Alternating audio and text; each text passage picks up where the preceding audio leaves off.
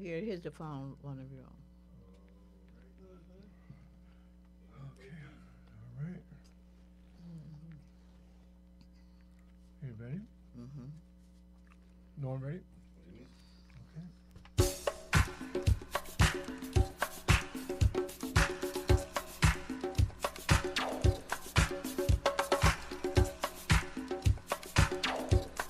40, you test my mic?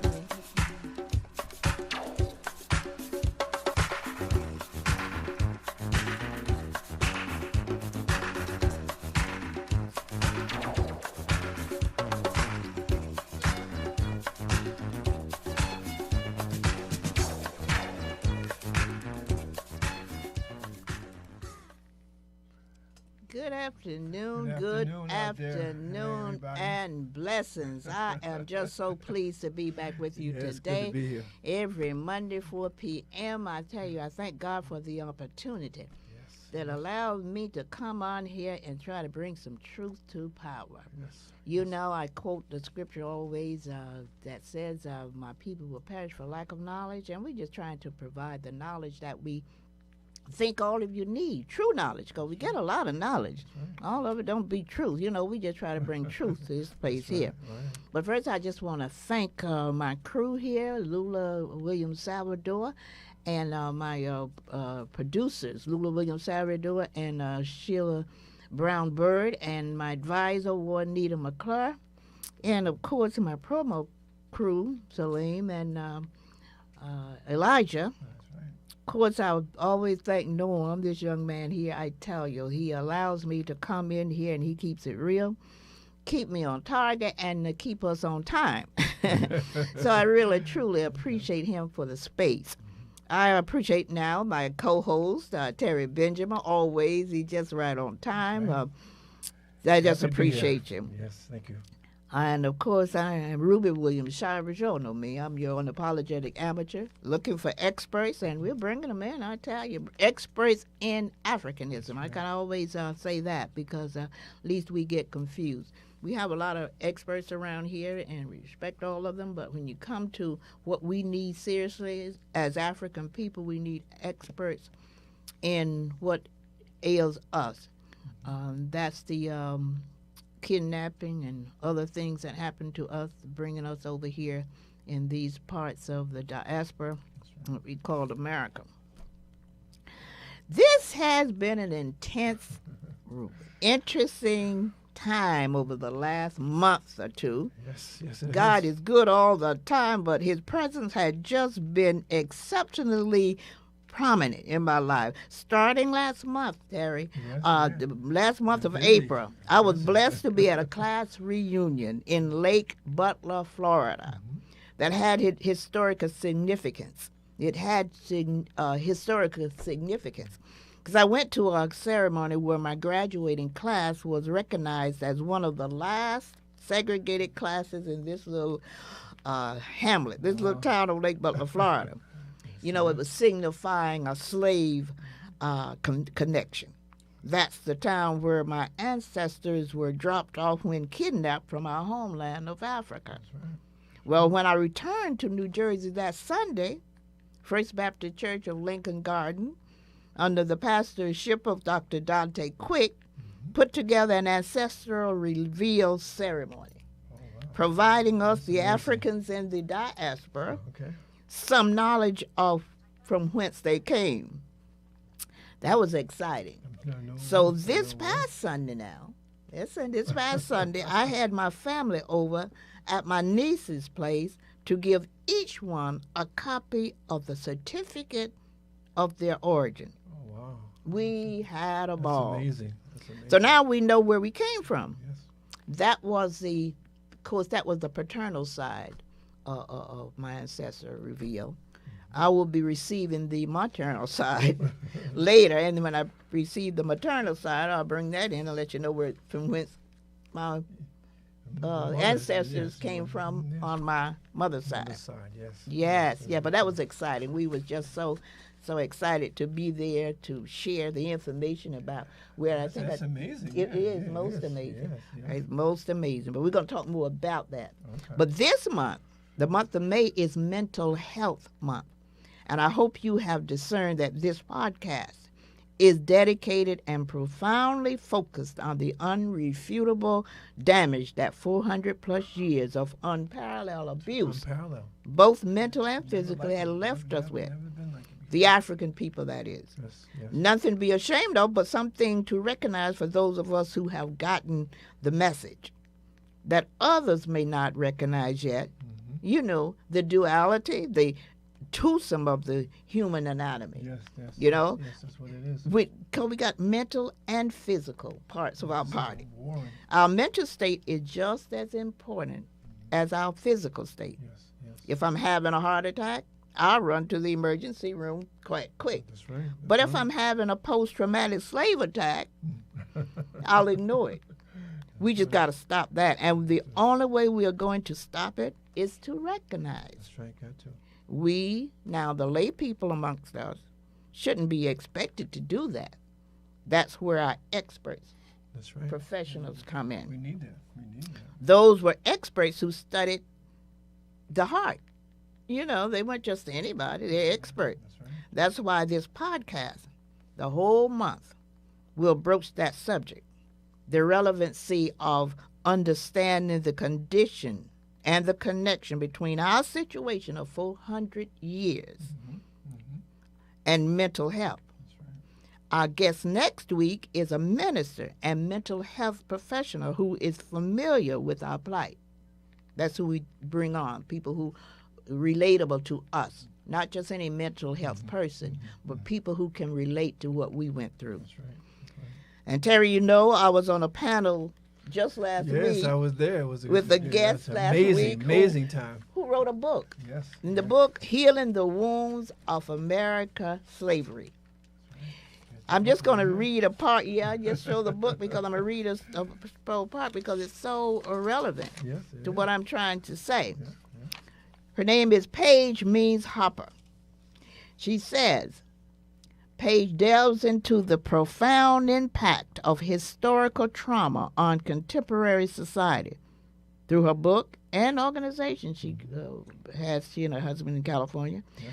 she offers a compelling perspective on the enduring legacy of American slavery, one that permeates every aspect of American life, whether acknowledged or denied. That's right. And that's right. very important, that last sentence, That's very because important. sometimes we deny, and we deny it because we don't know the situation between, some people don't know or just won't. They want to deal with it. Not, They- right, they- won't they- deal they with. wanna- So that's the past. Let's not talk about that again. Right. But as you well know from reading her book and meeting her, it's the wounds of slavery that we're still dealing with. Still And dealing she with. did list a whole list of things that we'll probably get into a little later. But one of the biggest things is self-hatred. Yeah, We hate ourselves because of the rejection, because of the abuse of our slave masters, and Yeah. we carry that forward to the point where, like you said, a dissonance. yes, It's like one mind, but two things going on at the same time. yeah, yeah. And when you don't understand that, and we shouldn't understand that, we're not professional in that area. No, no, no, Because then no. we minimize the significance of it when we think a person like myself or you who have not Yeah, yeah, studied yeah, in yeah, depth yeah. could We just don't go know. detail and get to the root of it. That's right. That's not doesn't even make a lot of sense. No, it doesn't. And then that's why God allows me to make these comparisons, because when I don't always know how to convince a person or to see what I'm seeing, He makes the comparison of other things that I could bring into play. That's right. For instance, I always think about that virus that came through. Yeah, right, Whether yeah, we yeah, believe that's- whatever the situation politically, I'm not even talking that. Yeah, yeah, yeah. I don't know where it was made, don't care where it was made. I'm talking about there was a virus came through that affected millions of people. That's right, right. Killed millions of people. Yes. So we got to recognize that and say, when we wanted some kind of serious consideration of how to get through it, we look for those who proclaim Yes, yes, yes. the knowledge of expertise, That's you know, right. have worked in that Right. system. That's, yeah, you're So right. that's the Yeah. same with our situation. We should not look at our situation any less serious. Matter of fact, I think our situation, if you look at it, has to be more serious than even the Oh, virus. no doubt about it. Killed a whole lot more people, That's right. did a lot more damage. Yes, You know, when I went through, I had the COVID for a minute there. Mm-hmm. Some of my friends. for the ones that didn't pass or didn't, go, it didn't go beyond just the sickness, we came back. Some of us are a little less healthy, but most of us got through it. But the slavery situation is so different. There were millions of people who perished. Matter of fact, perished through the Middle Passage. That's right, before they even got on the soil. It was traumatic. Traumatic. And the syndromes that developed from those experiences are still with us today. That's right. And sometimes we don't even realize it ourselves, but it's there. And I was so impressed with the young lady who wrote that book that she spelled it out so succinctly. Yes, she did, and it's so funny because on page 106 she talks about your favorite person, well, one of your favorite persons, besides myself, but there's other favorite person, and she talks about Dr. Joy DeGruy. Yeah. And she says, and I quote from her book. She says in her book, Post-Traumatic Slave Syndrome: America's Legacy of Enduring Injury and Healing, Dr. Joy accurately describes this phenomenon of two opposing ideas occupying one mind as cognitive dissonance. In the case of black people in America, and more specifically, descendants of enslaved Africans in America, internalized hatred towards oneself, as I pointed out earlier, most often stems from rejection and lack of acceptance. But so many of us continue to insist to ourselves that it didn't come from something that was done or happened to us. Instead, we say there must be something wrong with us. Yeah. So what happens is they put this on us, and we feel that it's our fault. Yeah. We didn't ask for any of that it happened to us, and it's not our fault. Yeah. And we have to understand that we got to stop blaming ourselves for something that people did to us. Yeah, and we won't know that unless there are people like Dr. DeJoy, that's right, Dr. Francis Wilson, and other experts in the area that have studied this. That's right. And have come up with ideas and solutions about how to deal with us who don't know. Because, see, some of us will reject any idea that it was someone other than us who created this. Right.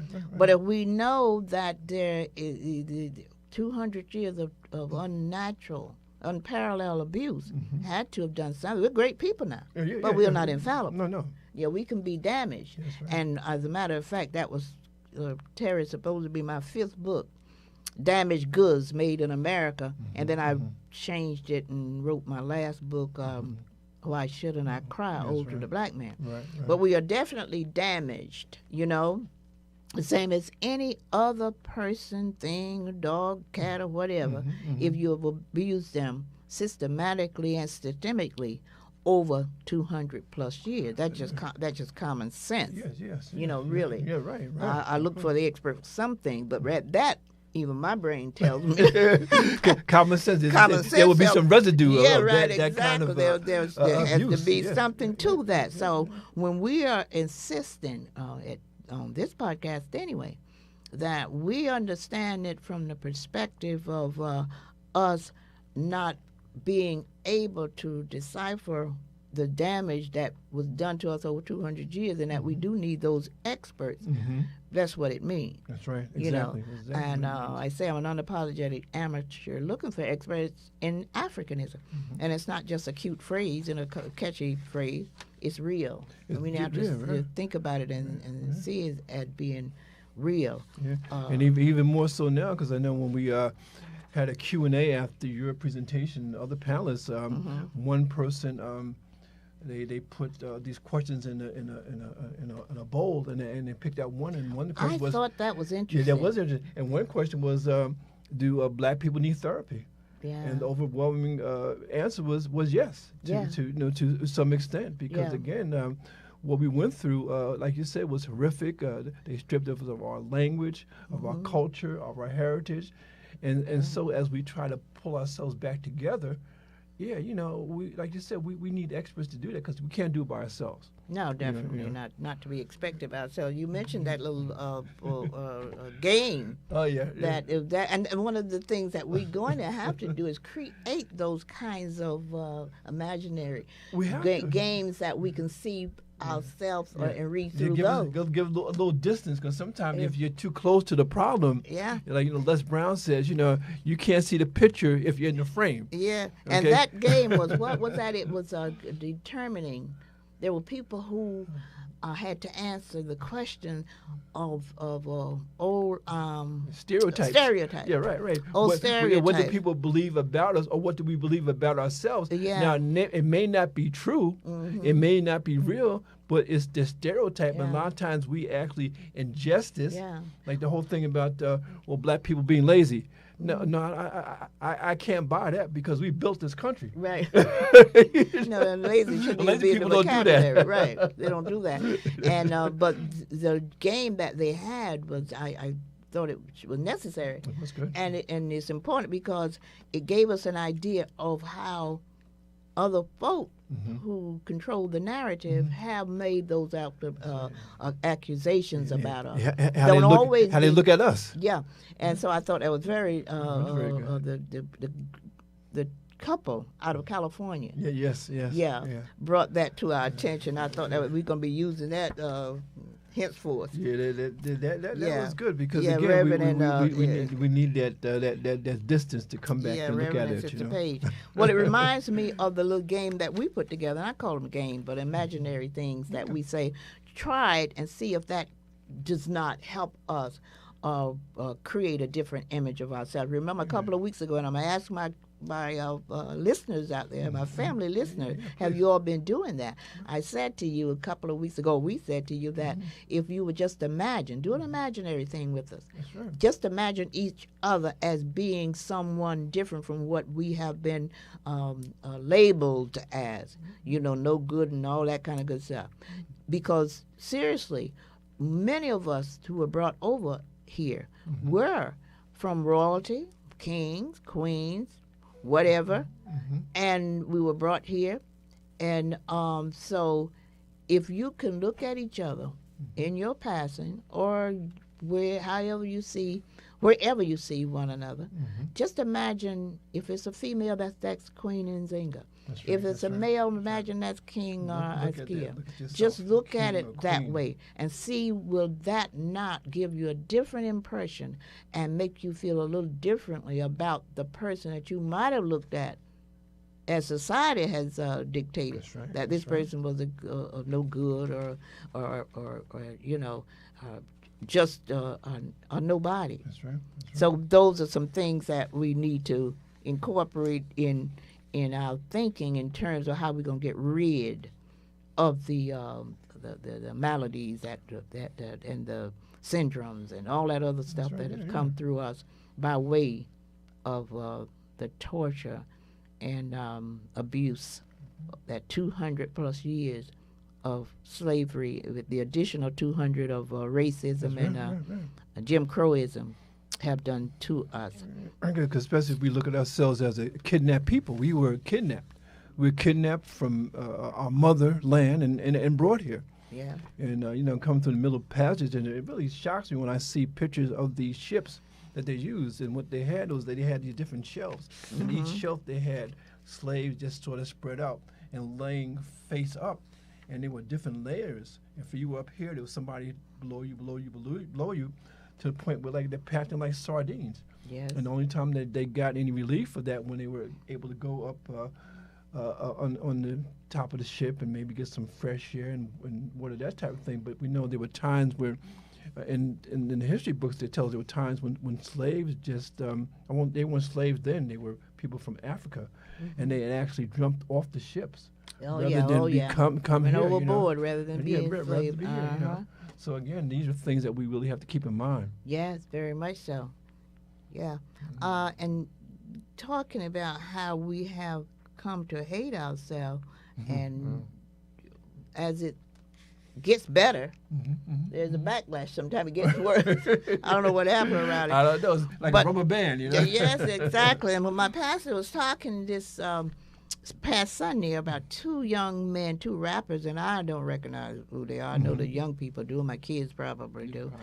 But he was talking about a Drake, and have you heard this thing lately? Yeah, that Drake feud and going. that feud that's going on. Drake and somebody his else. name? I don't Drake know. and another rapper. The rapper, yeah. But they are just tearing each other apart, you know. Kendrick Lamar, yeah, Kendrick Lamar, yeah. Kendrick Lamar. Yeah, they're going back Yeah, and we're forth. begging them in the name of the Father, Son, and the Holy Ghost, or whatever you, worship. Yeah. Stop it.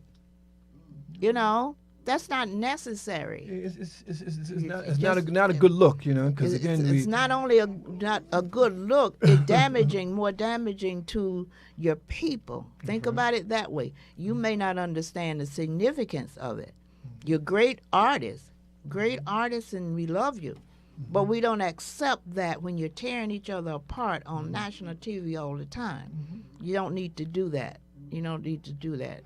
Yeah, and I think it goes back to the whole question of self-hatred. Well, it and is. it's portrayed in the book. Again, going back to the Harper book, it says here on page 107, it says here, most importantly, self-hatred reaches far beneath the surface of our skin.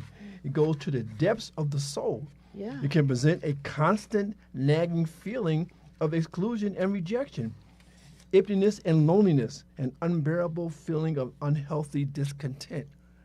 And we know month is Mental Health Awareness Month. Yes. And so, again, it helps us understand that we need, and it's funny when they have these different months. Yeah. I mean, it's almost like, okay, we're going to deal with Black History this month, Women's History this month, and then Mental Health this month. So then I guess we leave that. But the thing is that if you're Black in America, you are Black in America 24/7. Right, exactly. Yeah, so it's not compartmentalized. No, it's just, that's right. there. It's not month to month. You know? Yes, there. Everything is there. And the book I wrote, and this was 10, 20 years ago out there, Verbal Healing, but it's still relevant today. And when I heard that, I was just going to read this part here. Say, if anyone doubts the extent of damage that 400 years of racism and mind-altering through cultural and mental deprivation have had on all people of African descent, come to this reading with an open mind. And our government has never even seen the need to apologize for the sorrow it put us through.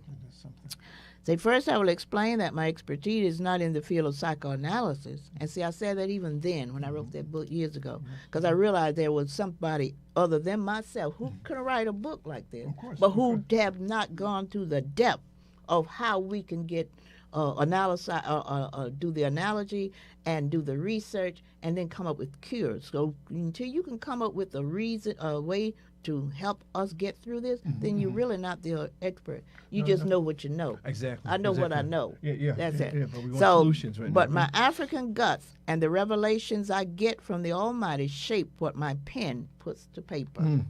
Therefore, understanding the severe and sometimes indelible mark that racism has placed on our psyche, I'm convinced, and I believe psychology bears me out, that it is twice as hard to undo what was done.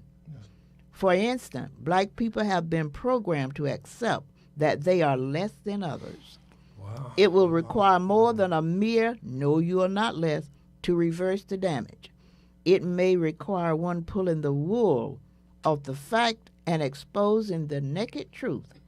If the truth points toward Africa being the cradle of civilization, Imhotep being the father of science, and Africans being the chosen people of God, then this book will go there. You know, we just have to come up with some truth. That may blow some people's mind. Yeah, but the truth is the truth. Yeah, it is. It's certainly not what we have been given. Yeah. Again, it says, I write further that African mothers have been programmed to rush to the nursery to see what color the baby's ears are and to see what texture of hair the baby has on its head before any inquiry to the health of the child. It may require that we adjust our damaged psyche by any means necessary to bring it around from what sick, pathetic, neurotic state to a more natural state. If I have to destroy some of my myth, white is might, to build up truth, Black is the genesis of mankind, this book will go there. If our celebrities, politicians, and educators have been programmed to be unabashed sellouts, then this book must serve to remind them that the wages of sin is death. And although our community have not been as exact as others, there will come a time when that may be the only option. Further, if young African youth have been programmed to accept blame for the condition they are in, then I know that this book must be bold enough to speak truth to power and spell out how far the tentacles of 400 years of slavery, white supremacy, Jim Crowism, and racism can reach before one is eradicated of the vestiges of such diabolical evil, particularly when there has never been any attempt to address the evils.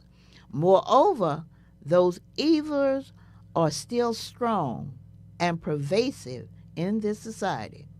And if we as a community don't demand an immediate solution, I predict this century will produce even more of the aforementioned. Now, I tell you, let me just tell you, this book was, let me see, what is that? Second edition, printed 2000. And what do we see here now? And it's like to say, oh my goodness, not much has changed, unfortunately. It's getting worse. It is, yeah. I didn't know I was so prophetic. Prophetic. It is what it is, and is. you can see it with Trump on the horizon. You can see what's happening now. Yeah, because again, the racism, we had thought that had really sort of died dissipated. down. Yeah, but it seems that after the Obama years, it's like we're in the midst of a backlash because they gave us those 8 years. Now they want to take it back and punish us for it. It seems, and it's crazy. Yeah, and that happens all the time when there's any kind of progress we make. We go 2 steps forward and they take us 3 steps back. And to the extent that when Obama came in, former President Obama, I felt it in the air. I knew I was so happy for him and his family and would pray for that. Danger. Yeah, But you could see it. If you know anything about this country and the folks who run this country, you could see it, that it was not pleasing to everybody. So if it's not pleasing to them, unlike us, they always accuse us of whenever we try to vent any kind of displeasure with what happening to us, and if we go out and a few houses are burned or whatever the case, that's the end of the world. But they throw our total life. See, they don't just stop with burning a few houses down and going in the community to destroy it. And that's why a lot of it they write laws against us. But then a lot of that, they want it to be psychological. So the thing is when they're not around us, if we have internalized all this negative stuff about ourselves, they don't need to be around us. We're going to do that to ourselves. But I think, again, it's important that May is, a Mental Health Awareness Month, and it's something that we need to look at, because one of the things they say about illness, especially mental illness, is doing the same thing over and over again, expecting a different result. That's not going to happen. So we need, like you always say, we need solutions, and we need solutions from experts in that particular field. Exactly. There was as you were just saying, in this month being Mental Health Month, we're going to be bringing those folks on that will have studied and will speak to us from those positions, And like I said, next week we have this brother on, Reverend Mentor, but he's a pastor and also a mental health professional. And I always say, I've said from the beginning, that I believe that the 3 elements that are going to help us get back to where we need to get to would be the faith-based person. That's right. I really believe that, because we're very faith-based people. We believe wholly in God. So it's going to be that faith-based person. It's going to be that historian. That's right. Those folks like Sister Page. Yes, and others, and of course it's going to be the psychologist. Like the brother we're bringing in next week, Reverend Leroy Menson. He is currently a full-time social worker with the Jersey City Public Schools, and of course our young people definitely need some attention, because I understand that our young black folks hold the highest percentage, and I just can't believe that, but I heard it, of a suicide. And I know a time when we just didn't do suicide. Like No, we no, just didn't do we suicide. didn't. And that wasn't 100 years ago, 'cause I'm not quite 100 years old. No, but But we didn't do yes, no, suicide. we But didn't. now they're saying that's our young people, the high percentage of them, and that's one of the reasons I'm convinced. With little knowledge I have about psychology, I believe it's because when we came out of slavery, the older ones of us, and from that point on, I think we had a better understanding. Although we had been abused, beaten, or whatever, we still had a better understanding as our ancestors came through and taught us from what they knew. Yes, of course. Yeah. By the time it got round to our children, or the younger ones, Yeah. they have been exposed to so much of the world that was different from what we were exposed from. So they're beginning to believe everything is hunky-dory, just everything good. And they look around and they're not being treated the same.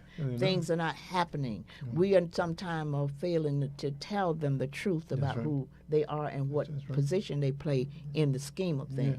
So with that in mind, then they get socked with all this crazy stuff that's going on in their lives. They don't know how to handle it. Yeah, not only that, but recently there was a book that was published, came out, Courtney B. Vance, the actor, and Dr. Robin Smith.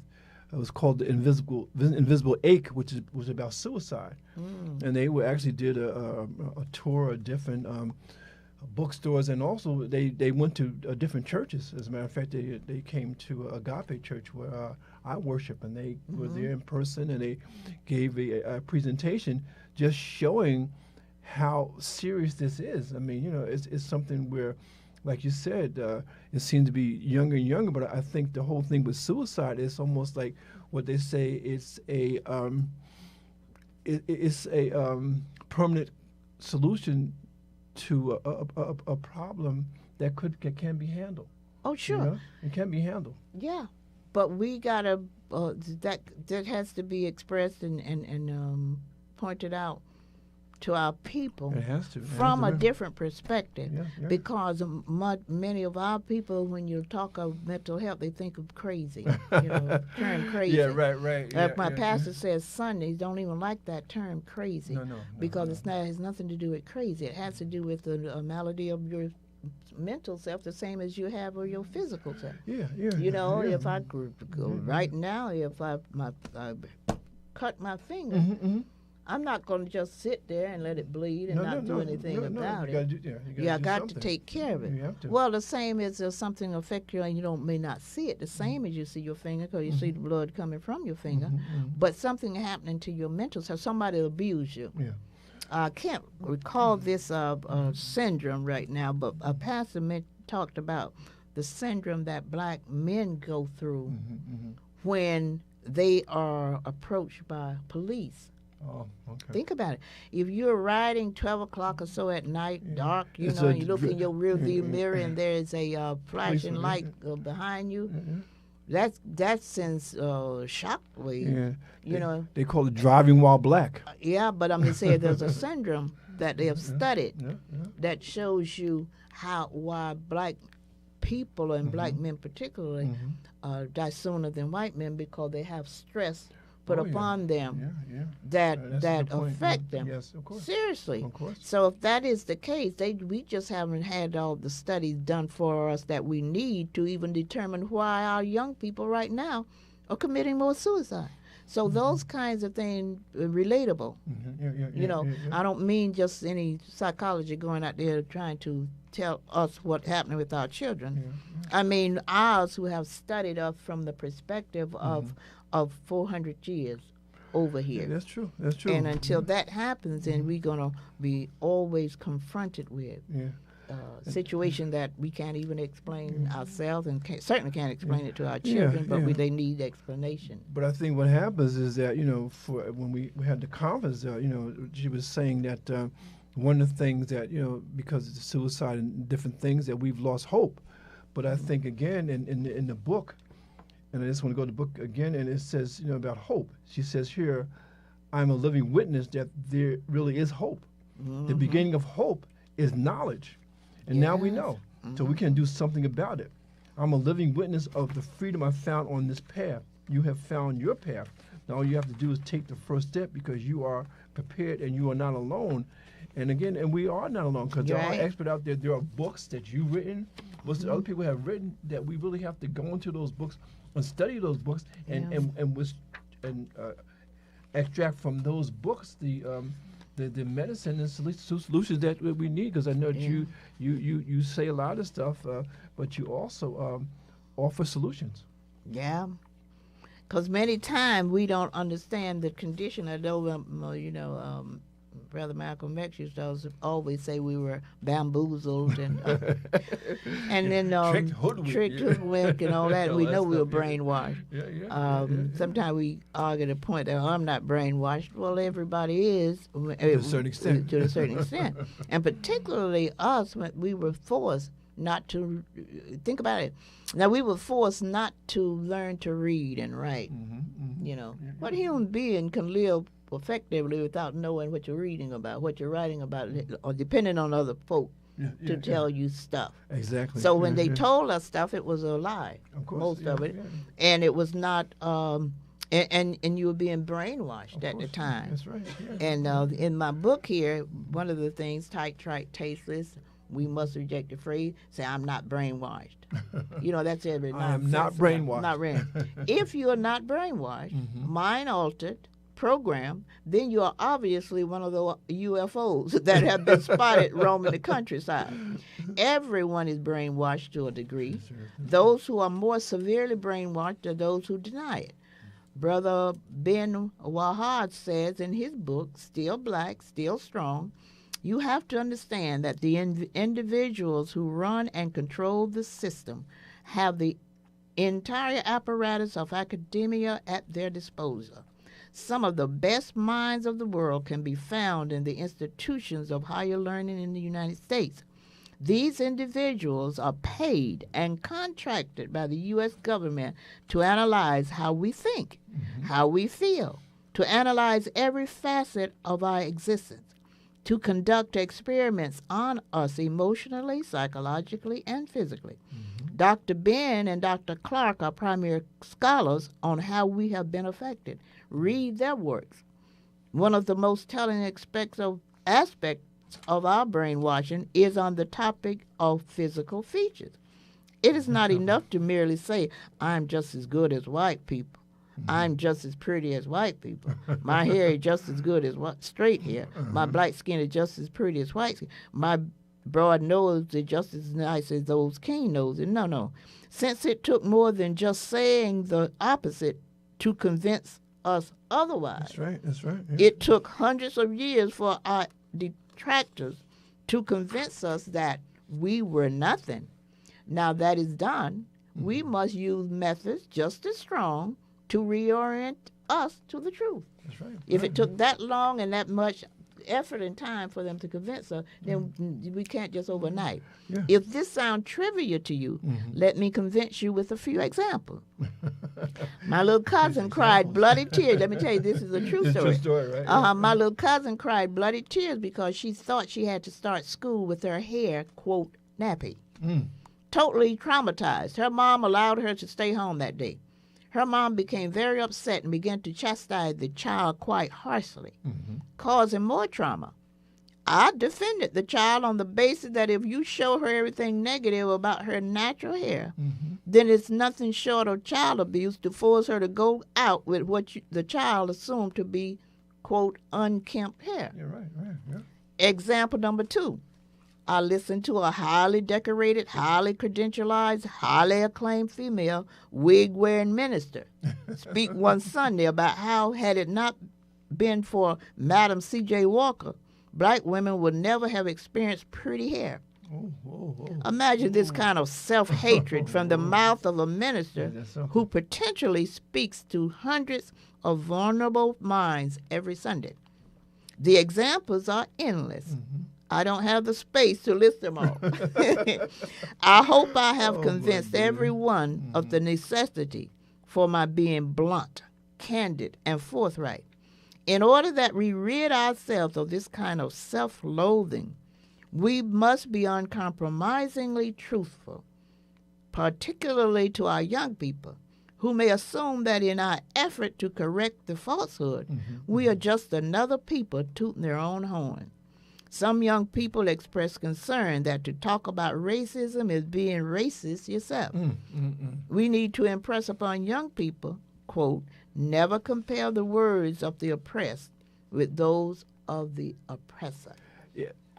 Because the thing we have to understand that, that phrase, I'm black and I'm proud, was very revolutionary at that time. Yeah. Because before that time, the standard of beauty was blonde, blue-eyed, of a certain weight. And we look in our neighborhoods and we don't see that. We see our black women, and they don't seem to epitomize that standard of beauty. And what happens is that we look at their standard and compare it to what should be our standard, and there's some distance between what they say is beautiful and what we say is beautiful. And again, and we become brainwashed to the point where we think that their standard of beauty is not good as our standard of beauty, and then there's a problem because our black women are not supposed to measure up to that standard of beauty because that's not who they are. Yeah. Well, see, there again, until we understand that that's been sort of some kind of brainwashing, we'll miss the point, and we'll deny that sometimes we deny that we feel that way when we feel that way. Of course. And but to know that it's okay to admit that, you've been brainwashed, and some of that brainwashing has been very effective. You know what I'm saying? So it had to be, because they don't spend billions of dollars. Oh, they wouldn't. On products just to make you. I try to advise people sometimes, look at what they're spending the Super Bowl game. Oh, that's a lot of money. They spend billions of dollars just for like 2 minutes ads on the Super Bowl. That's right. Yeah. For whatever reason, they want you to accept their product. That's right. Yeah. But they don't do it just because thinking that it's not going to be effective. No, they do it for purpose. It because they know that it will make people change their minds about certain products. That's right. And increase their sales, because the next that Monday, the sales of this particular product has increased because of the Super Bowl ads. Yeah. And that's what they have done throughout the years to convince us that otherwise. Now, another part, you know what, God? Girls and boys and family and friends, I want you all to buy my book, Verbal Healing. This is what I'm reading from. This is an excellent, but even more relevant now. Than never before. I'm going to read another part from it. If you work hard and keep yourself out of trouble, you can make it. We've heard that. High, trite, and dangerous, I said. We should never use that adage unless we add, quote, stay in your place. Keep your head in the sand. Don't make waves. Compromise your integrity and or let your life become I, me, and mine. See, if you think otherwise, you will get into some kind of debate like what we are doing here, Terry. We'll call truth to power, and it may bring some, whatever, but you have to tell the truth the way you see it. Most blacks have worked hard all their lives, but as a group have not made it. This way of thinking sends a wrong and damaging message to people who work hard and sacrifice for the liberation of us all. That's true. When Martin, Malcolm, and others died to enable black African Americans like Clarence Thomas to sit on the federal judicial court, and his actions are counter to everything those great leaders fought for, he becomes a disservice, a very dangerous cancer that needs eradicating. I know God will provide us with the will and solution to the problems of a Clarence Thomas. However, to paraphrase the Reverend Calvin Butts on his remarks to the recent church burning, we should keep our enemies busy until he comes. Because God comes. And it's funny that you quote Calvin Butts, and going back to the early days of the civil rights movement, I remember Jesse Jackson, and one of his favorite phrases was, I am somebody. Yeah. I am somebody. And again, sometimes we forget that we are somebody. Yeah. We are not what they say that we are. We are kings and queens that have been kidnapped and brought to this country. But we are somebody, no matter what our financial status is. We are somebody, and I think that has to come back again, even stronger now. Yeah, even now. I tell you, another passage from this book, Verbal Healing, they quote, we hear this sometimes. These are expressions that we shouldn't hear, and that's what I have in my book. Yeah. It is your own people who will destroy you. We hear that. But I say, as a man thinketh, so is he. That's Remember, what you see is not what you got from Africa. No. Our action today is not our original modus operandi. Research points to our having a, quote, live and let live philosophy. We have internalized the white man's thinking. It took more than 300 years to produce a Michael Jackson who could fire his father from his music business, a Gary Coleman who would take his parents to court, or a LaToya Jackson who would show distrust and disdain for her family. Blood has always been thicker than water in our culture. Of course, that was before our blood became so diluted and we became so Europeanized. Hopefully, we will regain a standard where our top priorities will be salvation, liberation, and family. Yeah. And the thing is, again, and I like the fact that when you begin your program, you said we have to go back. Yeah. And going back to the Page Means Harper book, on page 111, she says, in Africa, before the slave trade, our ancestors realized the importance for everyone, adults and children, males and females, to understand their position and their value to the village. Roles and expectations were clear as a significant part of the village's ability to function as a powerful unit. This was especially important when the village was under attack. And so if we look at the our current situation as being black people under attack, we have to go back to our roots and realize that everybody has a role to play, and really keeping ourselves safe. Of course, yes, and to continue to develop, because I think that some people keep on thinking that we've come as far as we can in this country, and it's just not true. We have a mighty long way to go to reach our full potential, and like you said, every time we move one step forward, they try to push us 2 steps back. But we can't allow that to happen, because we're fighting for our very survival in this country. Yeah. I mean, it's just that serious. And there are those who say we were involved in our own enslavement. Now, y'all, this back from my book. You better get it. Verbal Healing, excellent book. Hey, Here we were involved in our own enslavement, but I said nonsense. That statement would never be entertained by any other group in similar situations. Never. By the way, some Jewish people betrayed each other. That's right. During their Holocaust. We know, though, that those who participated in betraying were the exception. We also know that those acts of betrayal in some instances were minimal and explainable, given the circumstances and time. To characterize such as involvement is a real disservice to the Jewish people as a whole. That's right. Likewise, to characterize our experience with our enslavement as involvement is a disservice to the African people. Reputable African scholar suggests that our participation in slavery was so minuscule as to be negligible. Hey, that's something. Read Dr. Ben's work, Black Man of the Nile. Now that deserves of hoorah. It does. Oh, you don't care, hoorah? Yeah, no, we are. Oh, he usually does the applaud. I told him that deserved the applaud. Yeah. Okay, let me go someplace else. Maybe I'll get one. Okay. Now, on the point that we make about, let me just say, we shouldn't concentrate, if we're going to, I don't see color. This was another one that I have in my book. We like to say sometimes, just to try to justify our innocence, or that we don't hate, I don't see color. Well, if you are truly blind, I understand. But if it is only convenient blindness, that's foolish. You negate the miracle work of the Lord. It would be more appropriate to say color need not dictate your treatment of an individual. But if you have your sight, you obviously see color. What color is the outfit can't you're miss wearing it. today? Can't miss it. Yeah. Right? You didn't make the different colors someone greater than you did. That's Do you right. not appreciate God's miracle work? Mm-hmm. You must not allow other people's sickness and obsession to confuse your sense of what is real. That's right. Because you see color does not mean you have to be prejudiced. It just means you are aware of the rainbow. Whether you choose to see color or not, white folks are very observant of it. While they are convincing you that this is a colorblind society, they are using color to undermine your very existence. You know? So these are the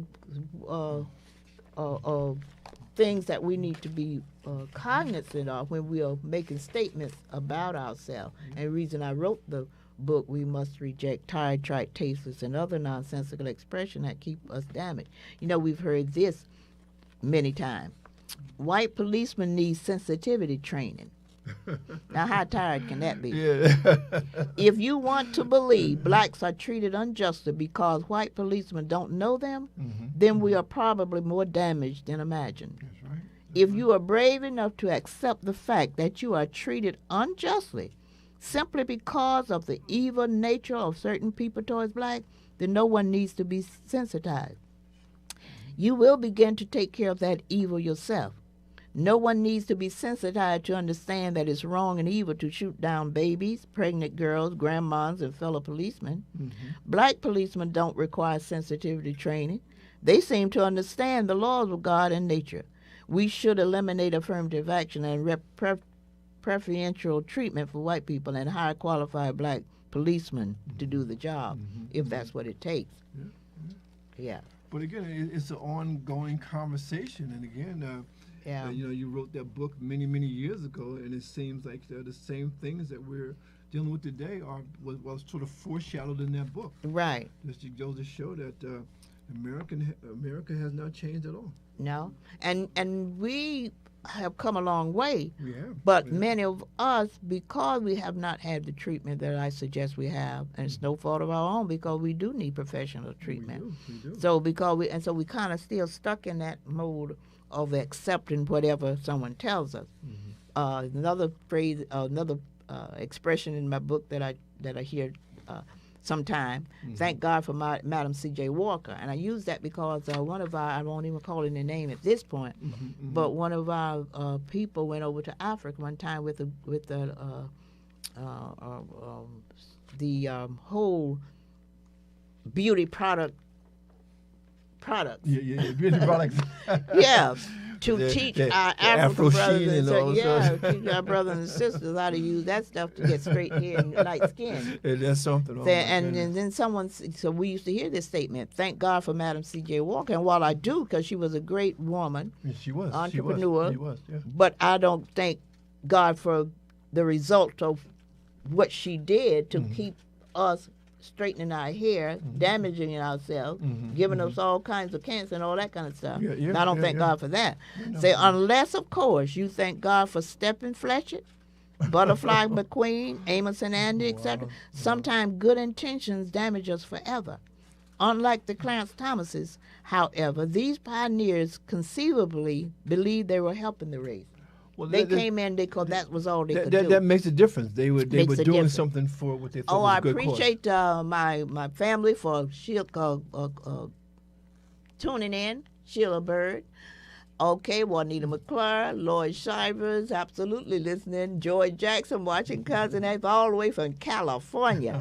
Washida Johnson, I love you, baby, because she watches all the time. I appreciate it. Robert Cavistock.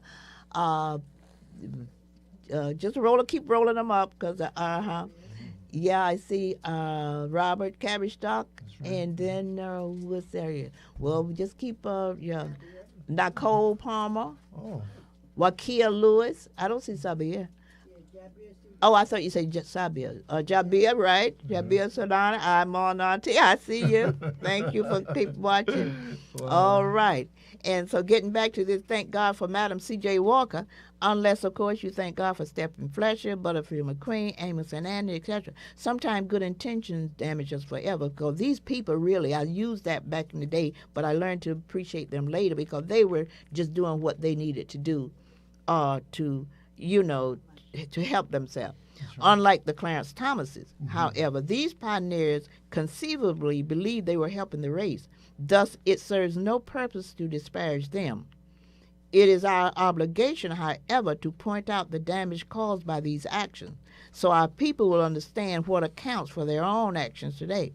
Their genius should never be understated, but neither should the negative effect of it be understated. That's a good point. This negative effect convinced Miss Coretta Scott King that she was doing the Africans a service when she took straightening hair products to South Africa on her visit to meet President Mandela. Again, I direct your reading to the book Black Hair by the Kenyattas. They wrote a great book. I had him on my show one about black hair and the importance of understanding it.